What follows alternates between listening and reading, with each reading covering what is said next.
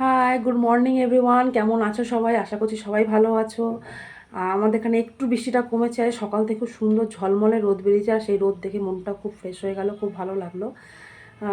তো আমরা আগের দিনকে যে আলোচনাটা করছিলাম, যে কনফ্লিক্ট, ঝগড়াঝাটি, অবশ্যই পুরো আলোচনাটা আমার ওপিনিয়ন দিয়েই হয়েছিল। আমার কাছে আর একটা জিনিসও মনে হয়, সেটা হচ্ছে কারোর উপর যদি কোনো ব্যক্তির উপর কারোর ইনফ্লুয়েন্স প্রচুর পরিমাণে থাকে। যেমন ধরুন, আপনি আপনার একটা বেস্ট ফ্রেন্ডের সাথে খুব ভালো সম্পর্ক, খুব সুন্দর সম্পর্ক, কিন্তু বেস্ট ফ্রেন্ড ছাড়াও আপনার জীবনে এমন একজন কেউ আছে যার ইনফ্লুয়েন্সটা আপনার জীবনে খুব বেশি, সেটা যে কেউ হতে পারে। তো কি হলো, এবার আপনি সেই ইনফ্লুয়েন্সারের কথাটা শুনলেন, মানে সেই ব্যক্তিটার কথাটা শুনলেন, শুনে আপনি নিজের কোনো বিবেক বিবেচনা দিয়ে কিছু বিচার করলেন না। আপনি হঠাৎ করে গিয়ে তার কথাটা বিশ্বাস করে গিয়ে আপনি আপনার বেস্ট ফ্রেন্ডের সাথে ঝগড়া করে দিলেন। তো জিনিসটা খারাপ।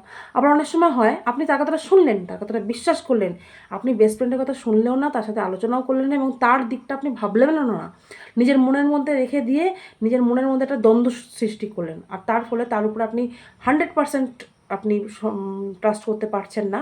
আর তার জন্যও কিন্তু মাঝে মাঝে ছোট্ট ছোট্ট কোনো একটা ঘটনা, যেটা ঝগড়ার ঘটনা না, কিন্তু ওই রাগটা মনের মধ্যে রেখে এই ছোট্ট একটা ঘটনা দিয়ে একটা বড় রাগ তৈরি করে একটা ঝগড়া শুরু হয়ে যায়।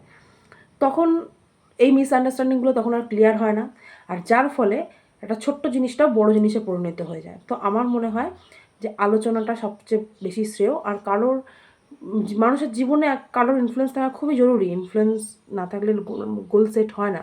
কিন্তু তার মানে এই না যে তার ইনফ্লুয়েন্সটা এতটাই বেশি হয়ে যাক যে জীবনের কিছু সুন্দর মুহূর্তগুলো নষ্ট হয়ে যাক। তো আমার মনে হয় আপনি যেমন সেই ব্যক্তিটাকেও বিশ্বাস করুন। আজকালকার দিনে তো বিশ্বাস করার লোকই পাওয়া যায় না, বিশ্বাস করুন।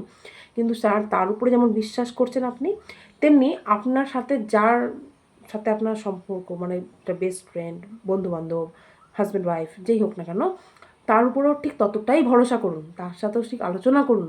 তাহলে অনেক, জানেন তো, অনেক ঝগড়া শুরু হওয়ার আগেই শেষ হয়ে যায়। আবার এমনও কিছু লোক আছে যারা এই যে কথাগুলো তাদেরকে গিয়ে বলে, যেটাকে অ্যাকচুয়ালি আমরা বলি কান ভাঙানি। আমার মনে হয় তাদেরকেও তাদের কথাটা একবার রিপিট করে নিজেকে ভেবে নেওয়া উচিত, যে তারা যে কথাটা বলছে, কথাটা কি ঠিক, তারা কি ঠিক জানে, ঠিক কথা বলছে। তাহলে মনে হয় না এই জিনিসগুলো আরও এগোয়। তো আপনাদের কি মতামত অবশ্যই আমাকে কমেন্টে জানাবেন। আর ভালো লাগলে চ্যানেলটা অবশ্যই সাবস্ক্রাইব করবেন। Tata, by.